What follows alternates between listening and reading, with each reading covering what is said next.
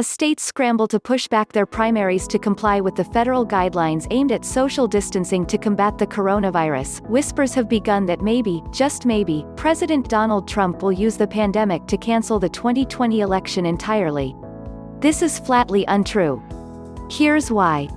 Primaries are state-run contests. States are given wide leeway to set the dates and times of how voters get to choose the nominees for offices like state legislature, House, Senate and governor. While postponing a primary isn't easy, there are massive logistical challenges to doing so. It is, broadly speaking, up to state governments to make these calls. This is not a perfect process, of course. Ohio is a good example. Gov. Mike DeWine asked the state's Supreme Court on Monday to postpone Tuesday's primary election in Ohio until June. The court said no. So DeWine, and the state's top election official, ordered that polling places be closed. And so, the primary didn't happen.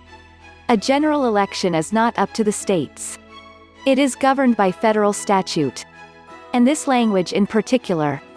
The Tuesday next after the first Monday in November, in every even-numbered year, is established as the day for the election, in each of the states and territories of the United States, of representatives and delegates to the Congress commencing on the 3D day of January next thereafter.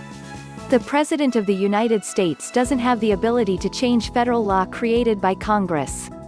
Not by executive order. Not in any way. Only Congress can change federal law. And if you think Congress, where Democrats control the House, is going to cancel or even change the date of the election, well, that is not going to happen. That includes during a national emergency or even in the extreme situation in which Trump proclaims martial law.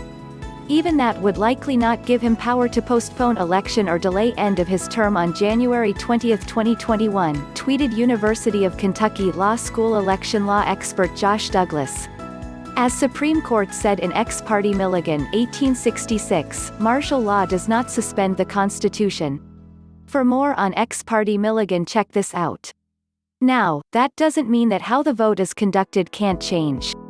Given the concerns about crowds and the spread of the virus, it's possible that more states could move to a vote-by-mail system for the general election so as to avoid that problem. But that's a very different thing.